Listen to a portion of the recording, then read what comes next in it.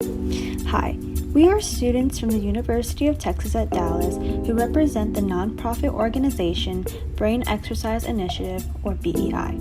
All across the country, we work with residents' homes and strive to use simple math and reading exercises that help improve cognitive processes inside the brain. Momentarily, a couple of volunteers will be instructing you throughout the exercises. Have fun and good luck!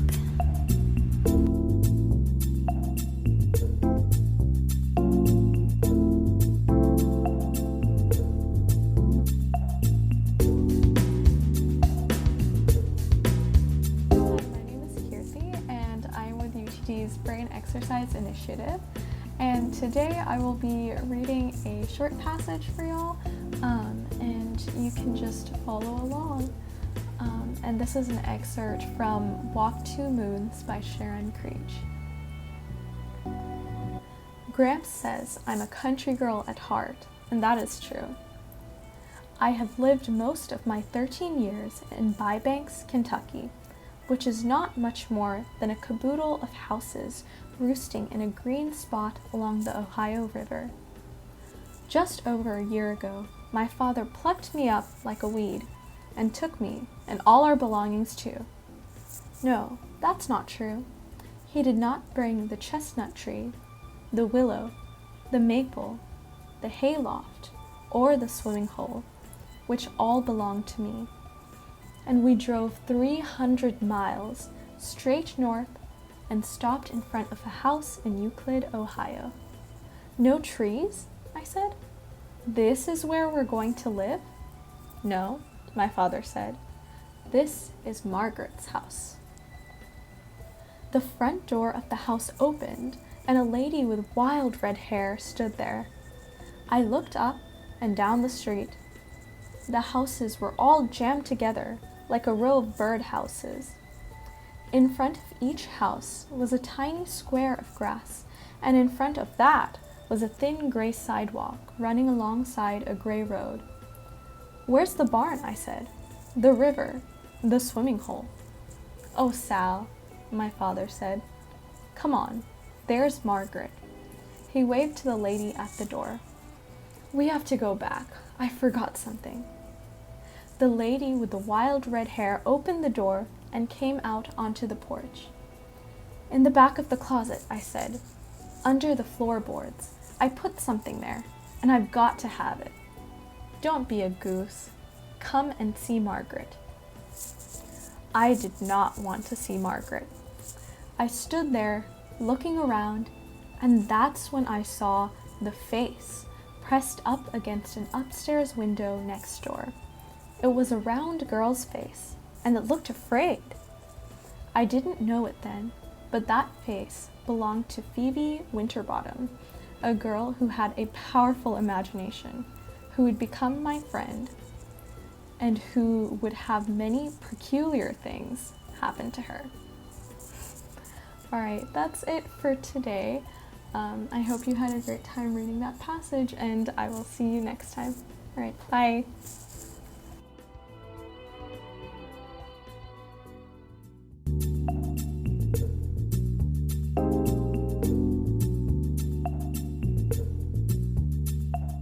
Hi, I hope that you've been having a great day. I'm Surya, a sophomore majoring in neuroscience at the University of Texas at Dallas, and I wanted to work through some math problems with y'all. The goal of this exercise is to go as fast as you can, so it's okay if you don't have the right answers, just keep moving through the worksheet. I'll also give you some time in between each question so you can answer them, and I'll be working them with you as well. So, let's start. The first question is 7 plus 13.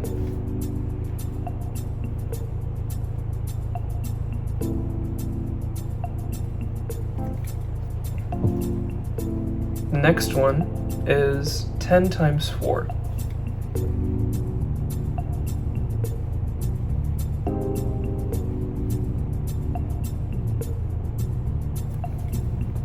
The next one is 12 divided by 4.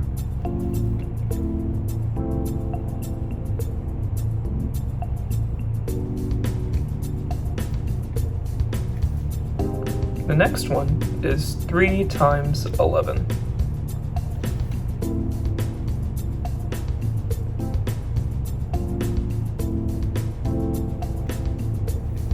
The next one is 17 minus 7.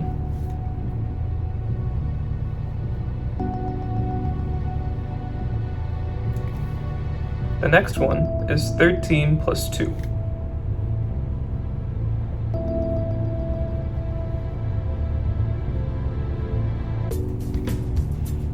The next one is 2 times 3.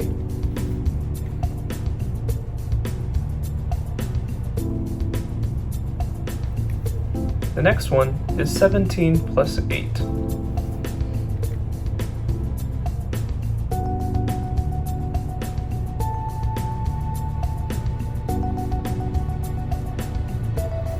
The next one is 10 minus 4.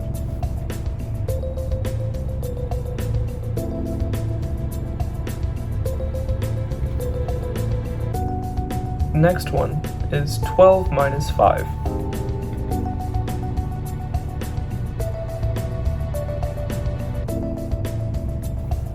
The next one is 5 times 6.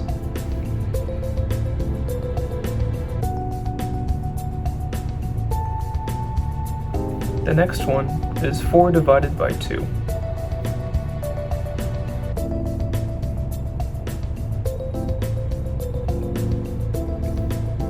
The next one is 12 plus 4.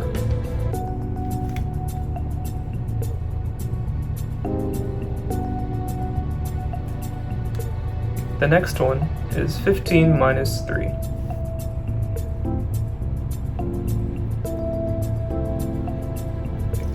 The next one is 15 divided by 5.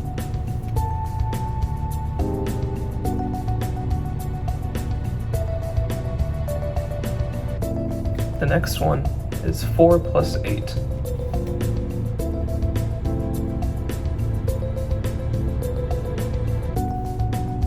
The next one is 9 minus 5. Sorry, 9 minus 5.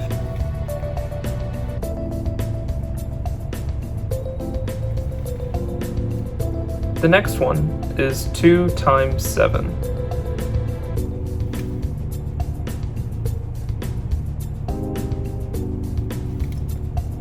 The next one is 12 divided by 6.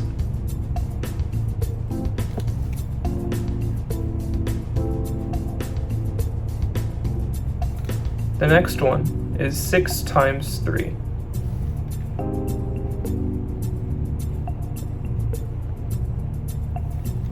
The next one is 7 plus 4.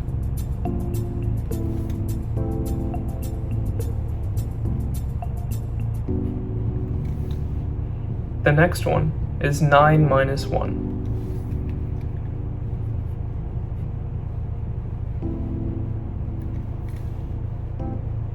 The next one is 13 divided by 1.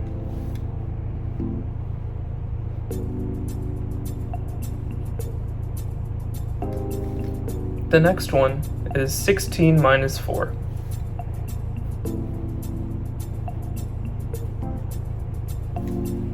The next one is 9 times 2.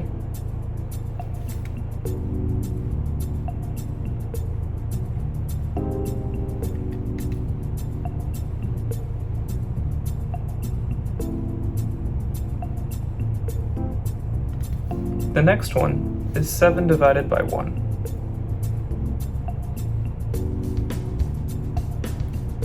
The next one is 14 minus 7.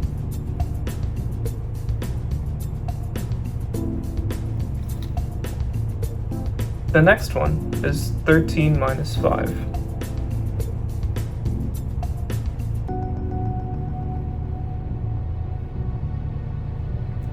The next one is 4 plus 9.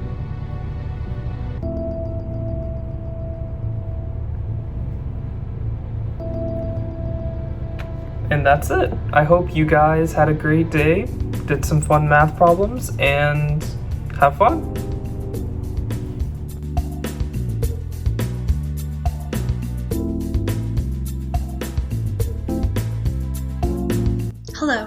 My name is Dipti Punjabi and I'm a student at the University of Texas at Dallas.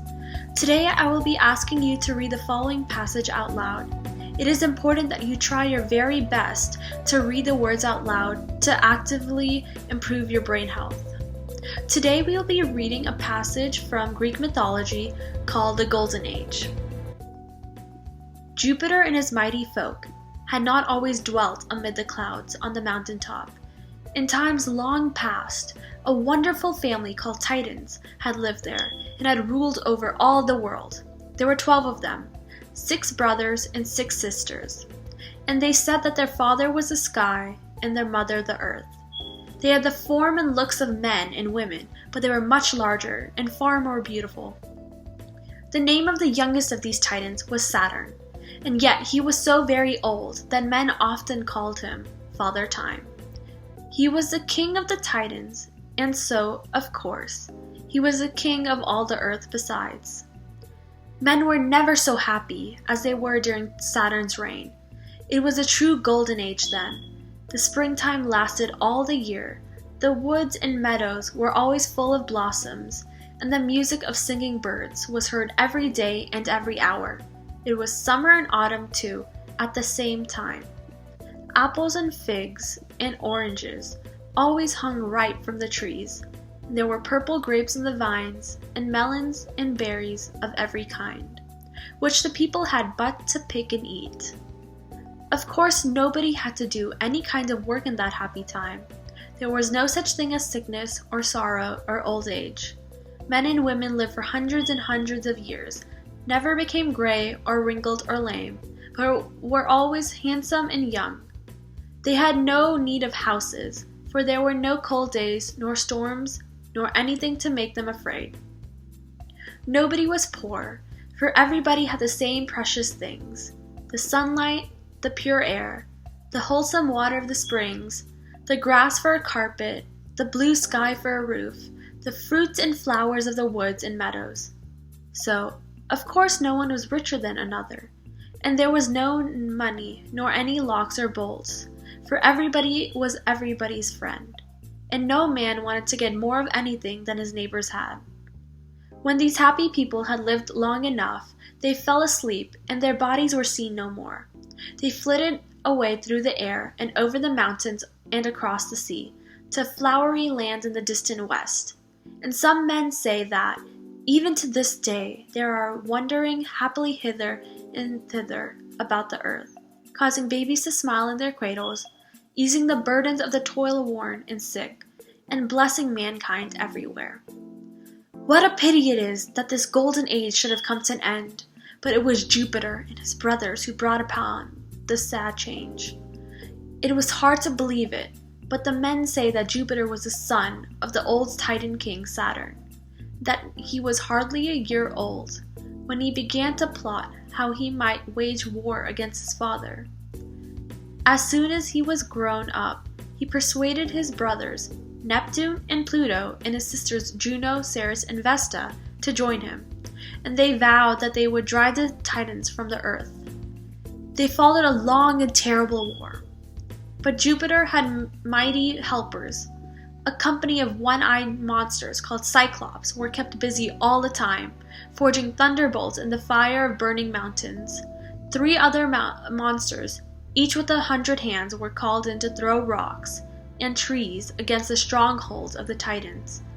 And Jupiter himself hurled his sharp lightning darts, so thick and fast that the woods were set on fire, and the water in the rivers boiled with the heat. Of course, good, quiet old Saturn and his brothers and sisters could not hold out always against such foes as these. At the end of 10 years, they had to give up and beg for peace. They were bound in chains of the hardest rock and thrown into a prison in the lower worlds. And the Cyclops and the 100-handed monster were sent there to be their jailers and to keep guard over them forever. Then men began to grow dissatisfied with their lot. Some wanted to be rich and own all the good things in the world. Some wanted to be kings and rule over the others. Some who were strong wanted to make slaves of those who were weak. Some broke down the fruit trees in the woods and lest others should eat of the fruit. Some, for mere sport, hunted the timid animals which had always been their friends. Some even killed these poor creatures and ate their flesh for food. At last, instead of everybody being everybody's friend, everybody was everybody's foe. So in all the world, instead of peace, there was war. Instead of plenty, there was starvation. Instead of innocence, there was crime. And instead of happiness, there was misery. And that was the way in which Jupiter made himself so mighty. That was the way in which the Golden Age came to an end. Congratulations, we're finally done with the passage. I hope you really enjoyed it. Thank you for watching.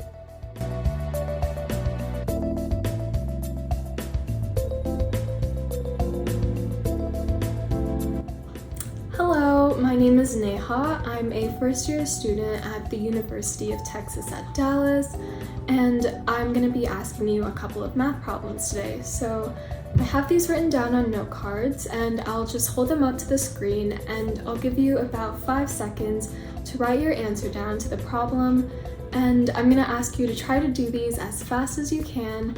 Don't worry about getting the answer right. We're just going to focus on speed for this exercise. So yeah, let's get started. So our first problem is 3 times 6.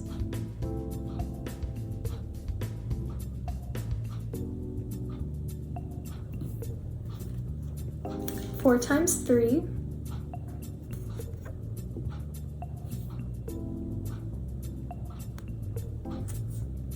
8 minus 8.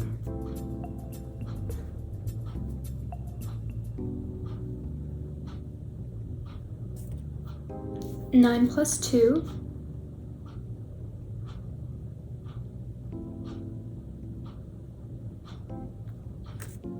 30 minus 4.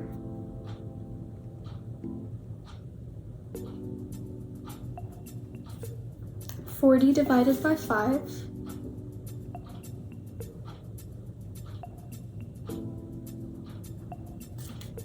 13 plus 6.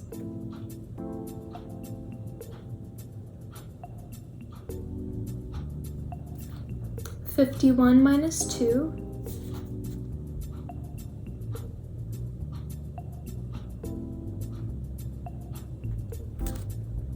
5 plus 4.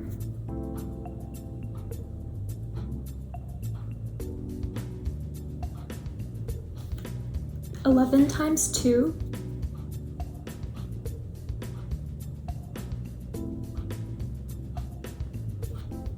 50 divided by 10.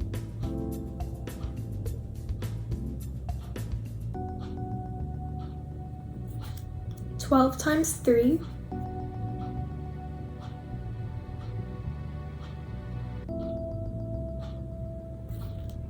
45 plus 2.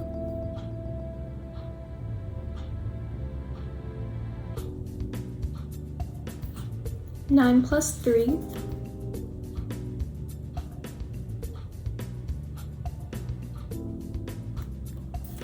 19 plus 4.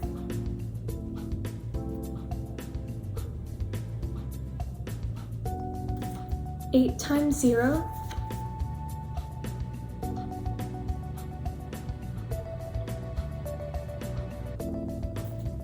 5 times 1.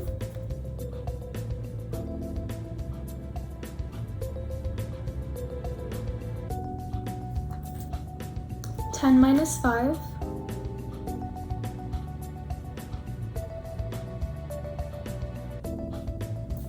7 minus 3.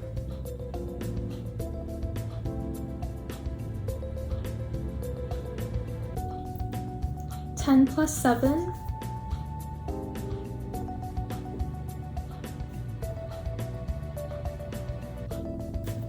5 minus 4.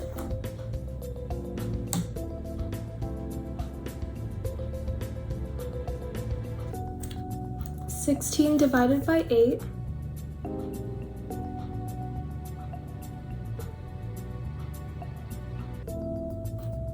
12 plus 5.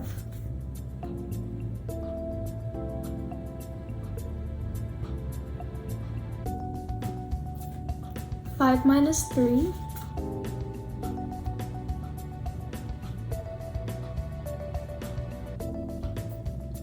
24 divided by 12.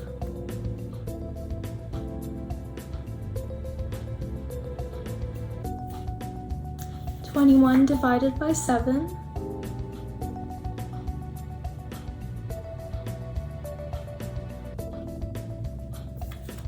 (18 divided by 2).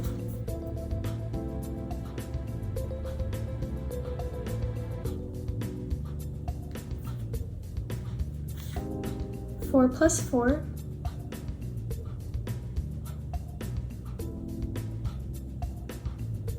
And last one, 17 minus 12.